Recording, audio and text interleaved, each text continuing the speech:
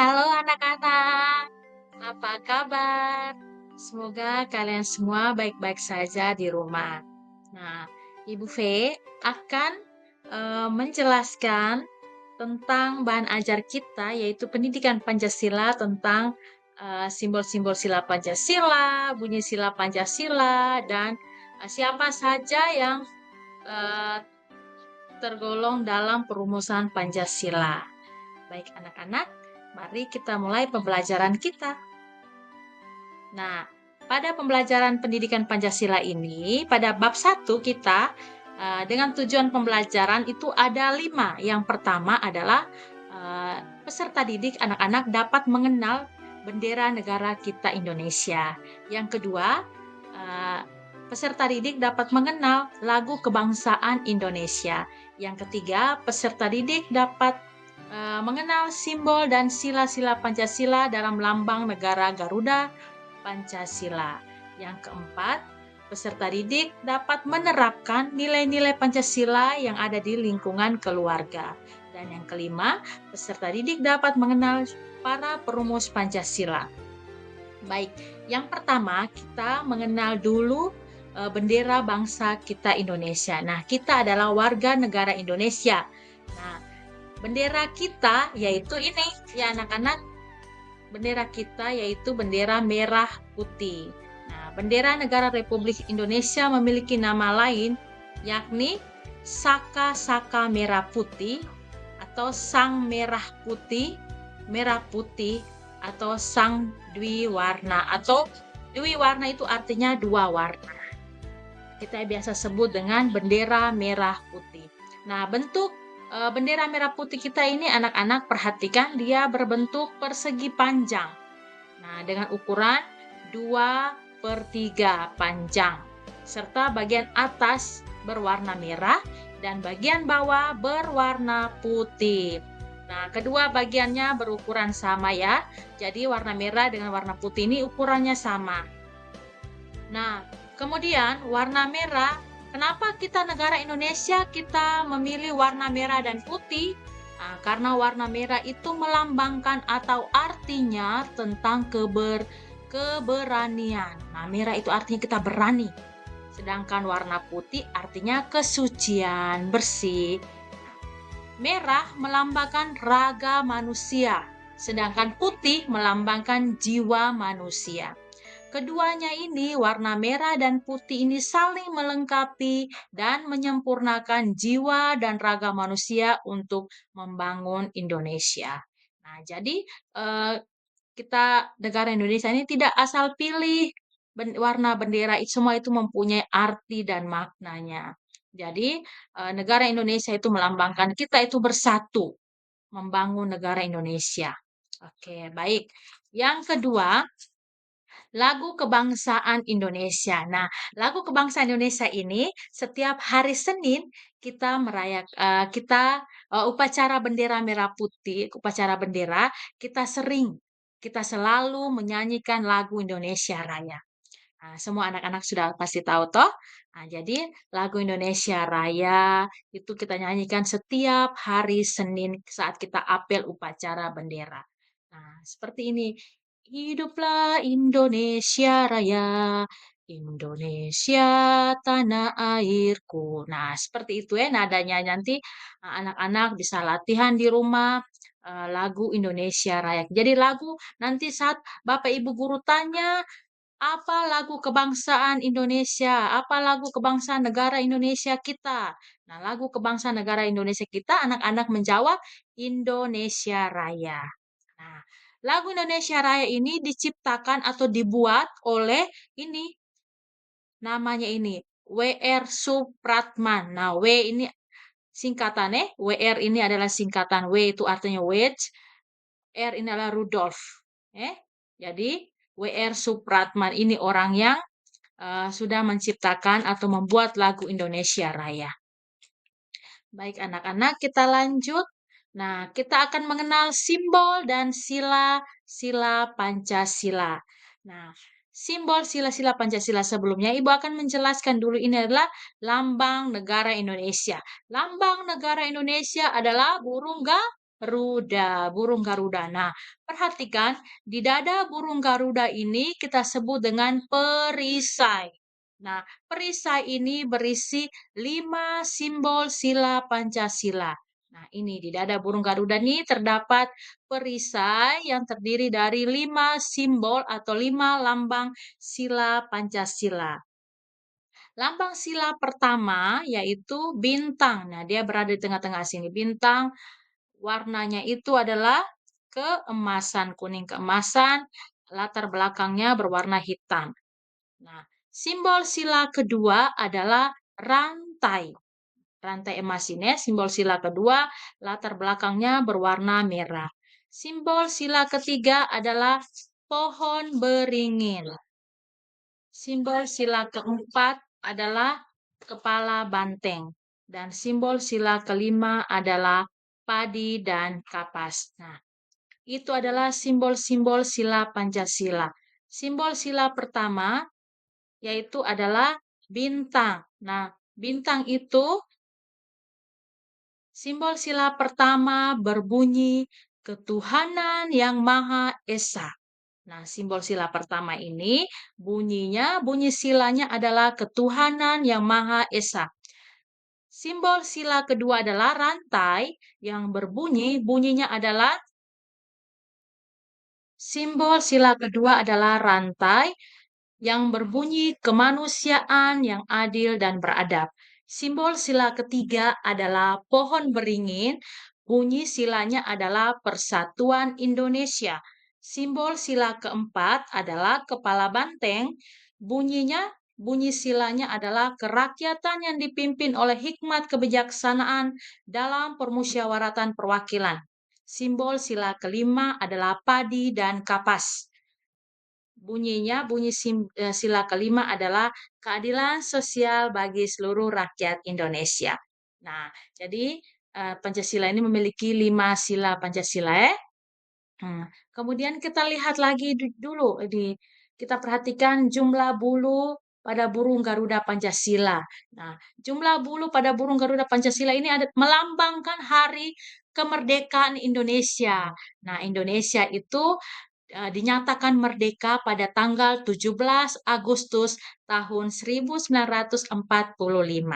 Nah, jadi setiap kali tanggal 17 Agustus kita selalu merayakan kemerdekaan Indonesia. Oke. Nah, kita mulai yang pertama pada leher bulu pada leher burung Garuda. Nah, jumlah bulu pada leher burung Garuda ini berjumlah 45 helai. Nah, ini jumlahnya 45 helai. Kemudian kita turun ke sini, sayap pada burung Garuda, sayap kiri dan kanan itu masing-masing berjumlah 17. Nah, nanti kita hitung sama-sama ya. Nanti kita anak-anak bisa perhatikan kembali dan coba hitung. Setiap helai ini berjumlahnya ada 17 ya. Jadi helai pada sayap burung Garuda ini masing-masing kiri ataupun dan kanan itu berjumlah 17. Kemudian kita turun ke sini di pangkal ekor pada burung Garuda ini, pangkal ekor ini berjumlah 19. Nah, kemudian kita pindah lagi pada ekor burung Garuda. Pada ekor burung Garuda ini berjumlah 8 helai bulunya berjumlah 8. Nah, kemudian pada burung Garuda ini dia menggenggam atau dia mencengkram tulisan, ada yang warna putih ini tulisannya. Tulisan ini adalah Bhinneka Tunggal Ika. Bhinneka Tunggal Ika artinya berbeda-beda tetapi tetap satu. Nah, ini simbol untuk simbol persatuan kita negara Indonesia. Artinya seperti yang sudah Ibu jelaskan, meskipun kita berbeda-beda, kita berbeda dari berbagai pulau, kita punya agama berbeda, ada yang agama Islam, ada yang agama Protestan, ada yang Katolik, ada yang Hindu, Buddha, Konghucu, ada yang dari Jawa, ada yang Larantuka, ada yang dari Kedang, ada yang dari Ilaape. Nah, kita ini dari berbagai suku, budaya, bangsa, tetapi kita adalah satu, tetap satu negara Indonesia. Baik, sekarang kita masuk pada pengamalan sila Pancasila di lingkungan keluarga. Sikap atau perilaku kita sesuai dengan sila Pancasila ya. Jadi yang pertama, sila pertama ketuhanan yang Maha Esa. Nah, contoh sikap atau perilaku kita sesuai dengan sila pertama Pancasila adalah yang pertama, melaksanakan ibadah tepat waktu.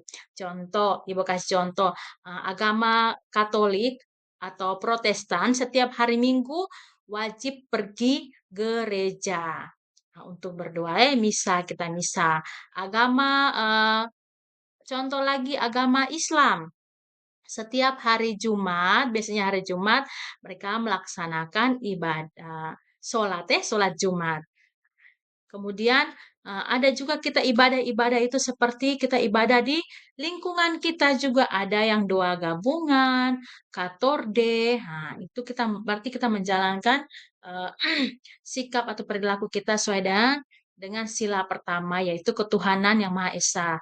Contoh yang kedua mengingatkan anggota keluarga untuk melaksanakan ibadah. Nah, jadi misalkan di salah satu dalam keluarga kita hari Minggu itu kan kita semua wajib pergi gereja. Terus ada misalnya kakak dia tidak pergi gereja, maka kita ingatkan, malam tidur lebih awal supaya besok pagi bisa bangun dan pergi ke gereja. Kemudian melaksanakan ibadah bersama-sama anggota keluarga. Contoh, saat kita makan, sebelum kita makan kita bersama-sama duduk-duduk di meja, kita doa bersama sebelum makan. Nah, itu juga kita lakukan ibadah dalam lingkungan keluarga kita. Ada juga sebelum kita tidur kita juga harus berdoa.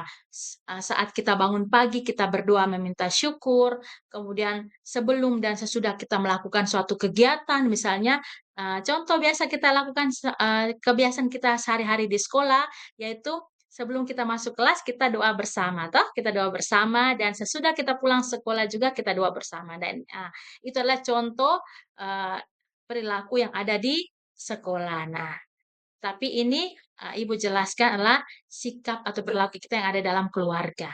Nah, seperti itu ya. Jadi Ibu ulangi lagi, kita ibadah tepat waktu, kita doa bersama dalam keluarga sebelum makan dan sesudah makan.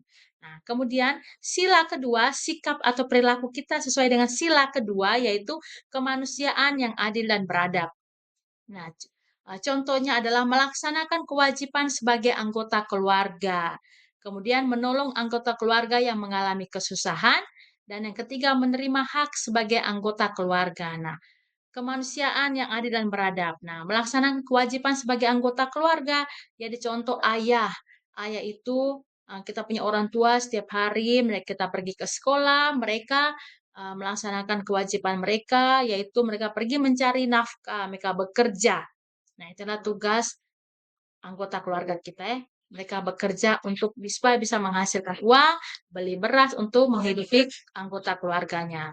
Kemudian menolong anggota keluarga yang mengalami kesusahan. Jadi contoh di dalam, saat di rumah, contoh ya, mama sedang bekerja, mama sedang mencuci piring, bekerja, maka kita harus membantunya. Nah, membantu itu seperti kalau mama sudah cuci piring, kita, mengambil piring yang tadi itu kita simpan di rak, atau kita, merapikan meja makan. Nah, seperti itu. Yang ketiga, perilaku atau sikap kita yang ketiga, yaitu persatuan Indonesia. Nah, sila ketiga toh. Nah, contohnya adalah giat belajar agar dapat membanggakan keluarga. Nah, itu. Jadi, perilaku atau sikap kita sebagai anak sekolah, kita harus belajar. Belajar supaya kita bisa dapat juara, kita bisa membanggakan orang tua, kita punya diri sendiri, kita bangga. Nah, seperti itu. Terus mengembangkan perilaku hormat kepada orang yang lebih tua. Nah, ini Ibu selalu terapkan di sekolah dan selalu Ibu ulang terus bahwa kita sebagai anak sekolah, kita harus menjunjung tinggi sikap sopan, santun, dan saling menghargai. Nah, kita selama kita di sekolah, jika kita bertemu dengan orang yang lebih tua, kita harus memberi hormat. Nah, jadi kita tidak boleh saat kita di rumah ketemu nenek, terus kita saat kita pulang ke sekolah, kita masuk rumah, kita tidak memberi salam, itu tidak boleh. Jadi kita harus selalu menghormati dan menghargai orang yang lebih tua. Kemudian mengembangkan perilaku hormat kepada orang yang lebih tua, sudah menghargai anggota keluarga yang lebih muda. Nah, jadi kita menghormati itu tidak hanya kepada orang tua saja, tetapi juga yang lebih muda. Nah, contoh yang mempunyai adik di rumah, kita tidak boleh pukul, kita tidak boleh tendang, tidak boleh marah. Nah, kita harus tetap menghargai. Jadi contoh adik adik rambut ibu kasih contoh ya, adik memiliki rambut keribo, sedangkan, kamu kakak memiliki rambut yang lurus. Jangan kita mengejek, tapi kita harus menghargai. Itulah perbedaan, setiap perbedaan itu kita harus menghargai. Oke, yang keempat, simbol sila keempat. Bunyi sila keempat itu kerakyatan yang dipimpin oleh hikmat kebijaksanaan dalam permusyawaratan perwakilan. Nah, pada perilaku yang sesuai dengan sila keempat ini adalah menyelesaikan masalah di dalam keluarga dengan cara musyawarah. Yang kedua, berjiwa besar untuk menerima dan mempertimbangkan pendapat sama anggota keluarga. Tidak boleh memaksakan kehendak sendiri kepada anggota keluarga yang lain. Nah, jadi maksudnya adalah kita contoh dalam lingkungan keluarga dalam rumah, di dalam keluarga kita ada masalah, maka kita harus duduk bersama-sama untuk menyelesaikan masalah itu. Kita tidak boleh menghakimi, menghakimi tidak boleh kita kayak tuduh, kita bentak, kita sudutkan dia, bilang kau salah, itu tidak boleh. Kita harus duduk sama-sama dalam keluarga, kita sama-sama duduk dan kita membahas sama-sama masalahnya apa, kita cari solusi sama-sama. Oke, itu seperti itu. Kemudian perilaku sesuai dengan sila kelima, keadilan sosial bagi seluruh rakyat Indonesia. Contohnya yang pertama, bergotong royong menyelesaikan pekerjaan dalam keluarga. Yang kedua, bekerja keras dalam menyelesaikan masalah keluarga. Yang ketiga, saling membantu sesama anggota keluarga. Nah, ini sila kelima itu keadilan sosial bagi seluruh rakyat Indonesia. Contoh yang paling gampang itu seperti mama membeli, eee, kue donat, kemudian di rumah itu eee, ada 4 orang di rumah, kakak, adik, terus ada kakak 2, terus adik 2 orang. Nah, ada 4 anggota keluarga di rumah, maka mama itu harus membagikan kepada anggota keluarga ini dengan jumlah kue tadi itu yang sama secara adil, tidak boleh, "Oh, dia kakak berarti dia harus memiliki kue yang lebih banyak." Tidak boleh. Jadi semuanya harus sama, semuanya dapat satu, berarti semuanya satu orang dapat satu, semuanya juga harus dapat satu-satu. Nah, kemudian bergotong royong menyelesaikan pekerjaan di keluarga. Jadi seperti tadi itu kita bekerja sama. Jadi kalau mama sudah cuci piring, kita bisa membantu pekerjaan rumah, yaitu kita menyapu lantai, kita lap meja makan. Nah, itu adalah kita bekerja sama atau kita bergotong royong. Nah, yang berikutnya adalah ini. Ini adalah 3 tokoh perumus Pancasila. Nah, mereka itu yang membuat Pancasila tadi itu, mereka yang merumuskan Pancasila. Nah, ini Bapak ini bernama Muhammad Yamin. Nah, yang ini, yang tengah ini bernama Soekarno, Insinyur Soekarno. Dan yang ketiga adalah Supomo. Nah, anak-anak cukup mengenal dulu ya, mereka ini adalah 3 tokoh. Tiga orang ini yang merumuskan Pancasila. Ingat ya, yang pertama ini adalah Muhammad Yamin, yang kedua adalah Soekarno, yang ini Soekarno, dan yang ketiga adalah Supomo. Oke. Nah, terima kasih anak-anak. Itulah penjelasan singkat kita tentang mengenal Pancasila pada bab satu kita ini. Semoga besok bisa mengikuti ujiannya dengan baik dan mendapat nilai yang bagus. Selamat pagi semuanya. Dadah.